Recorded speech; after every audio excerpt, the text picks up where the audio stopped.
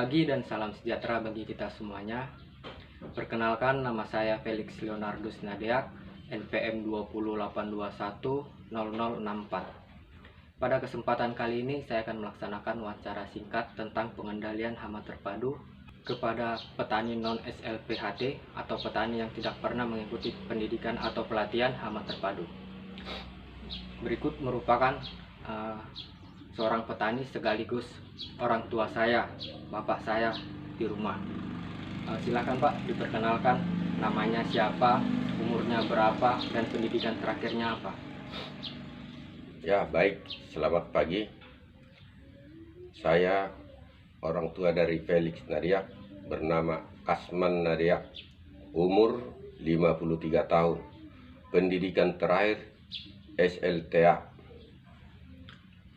Langsung saja ini ya Pak ya, ke pertanyaan. Pernah nggak menerapkan varietas unggul di budidaya tanaman? Gitu. Pernah, itu budidaya tanaman padi.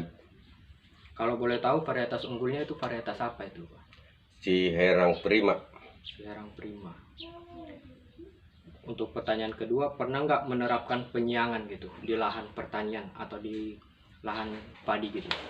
Pada zaman sekarang tidak ada lagi penyiangan karena sudah tersedia herbisida untuk membasmi rumput. Jadi lebih praktis gitu ya, lebih mudah gitu ya. Iya. Untuk pertanyaan selanjutnya, pernah nggak mengaplikasikan pupuk kandang seperti contohnya kotoran sapi, kotoran ayam, atau lain sebagainya gitu? Ya, pada zaman sekarang yang lebih simpel, yaitu pupuk yang telah dijual di pasaran. Jadi untuk pupuk kandang dan kompos segala macam itu udah jarang sekarang pada zaman sekarang ini. Berarti lebih cenderung ke pupuk kimia gitu ya? Iya. Untuk pertanyaan selanjutnya, pernah nggak mengaplikasikan pupuk urea? Itu untuk pupuk urea bisa kita bilang pemakaiannya untuk pupuk dasar pada waktu tanaman padi kita umur 2 minggu. Berarti pupuk wajib gitu ya Pak ya? Iya. Kalau untuk pupuk urea itu kandungan unsur haranya itu kandungan unsur hara apa itu Pak? Nitrogen. Nitrogen. Kalau boleh tahu unsur hara yang terkandung itu berapa persen di setiap satu sak pupuknya itu? 46%. Untuk pertanyaan selanjutnya, tahu nggak pupuk SP36? Ya, itu pupuk yang super fosfat untuk batang dan buah. Batang dan buah ya. Kandungan unsur haranya itu unsur hara apa itu? Fosfat itu 36%. Oh, 36%. Untuk pertanyaan selanjutnya nih, pernah nggak menerapkan pemangkasan? Kalau di tanaman padi itu ada nggak ya pemangkasan gitu? Nah, kalau di tanaman padi tidak ada pemangkasan karena memang ya dari kita tanam dia berkembang dengan sendirinya setelah pemupukan. Oke, ini untuk pertanyaan selanjutnya yaitu tentang penerapan teknologi PHT, aspek pemahaman dan pemanfaatan musuh alami nih. Jadi pertanyaannya, mengetahui nggak musuh alami di tanaman padi itu apa? Ya,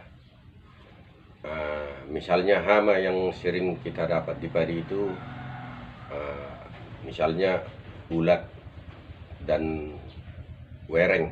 Ulat dan werengnya. Pernah nggak melestarikan tuh yang menjadi musuh alami dari ulat atau wereng itu?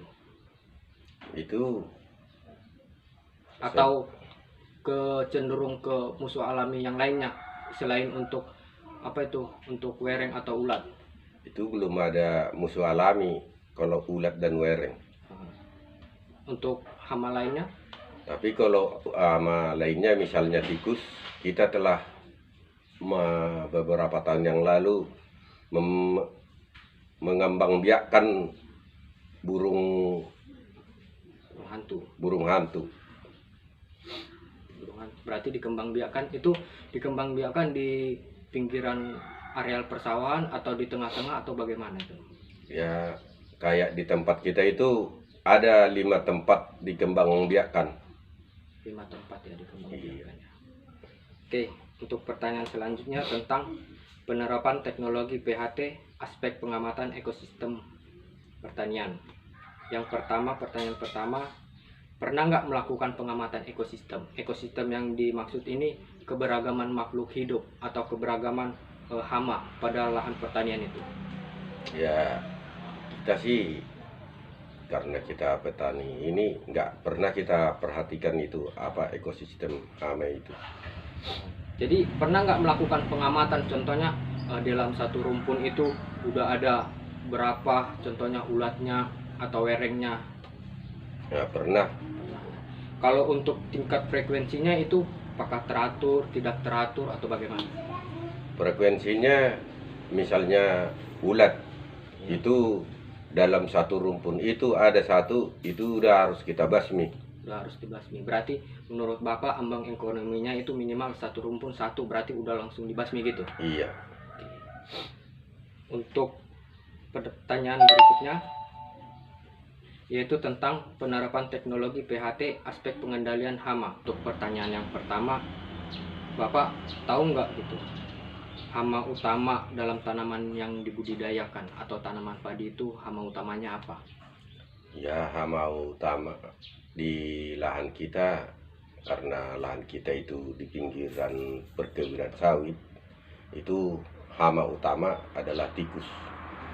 Terus sama tadi wereng sama Wereng ulat dan ya. ya, Terus pernah nggak Bapak melakukan pengendalian secara mekanis, fisik atau menggunakan perangkap atau bagaimana itu? ya, kalau masalah hama tikus kita pernah berburu massal dan meracun tikus setiap benteng. Benteng ya. Dan untuk hama wereng dan ulat kita melakukan penyemprotan massal yang dibimbing oleh PPL, bantuan dari pemerintah daerah.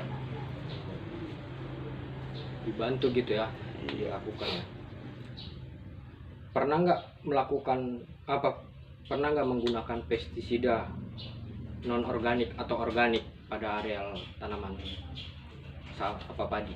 Ya, kita memang pada zaman sekarang ini kita mempergunakan itu pestisida organik, ya, non organik. Non organik ya. Berarti pengen lebih yang simple gitu, praktis gitu ya, Iya, tanpa mementingkan lingkungan gitu. iya, karena memang sudah situasi begitu dan lingkungan kita juga melakukan itu semua. Oh iya. Berarti kurang pemahaman gitu ya dari bagian lembaga-lembaga terkait gitu ya tentang kerugian penggunaan pestisida non organik atau pestisida kimia itu, kurang pemahaman gitu ya para petani di sekitar Pak. Iya. Untuk keputusan penggunaan pestisida itu, penggunaan pestisidanya apakah tunggu ada gejala serangan atau tunggu seperti Bapak bilang tadi, tunggu ada satu dulu dalam rumpun atau bagaimana itu? Kita menggunakan pestisida itu setelah kita amati ada hama di tanaman kita, misalnya padi itu. Jadi baru kita melakukan pembasmian atau penyemprotan. Berarti dia lebih cenderung ke pestisida kimia dia ya Pak ya? Iya. Ya. Oke, baik teman-teman, mungkin sekian dari saya bersama orang tua saya selaku petani non SLPHT. Apabila ada kesalahan atau kekurangan baik dalam pengucapan atau tutur kata, kami mohon maaf. Terima kasih, selamat siang, dan sampai jumpa.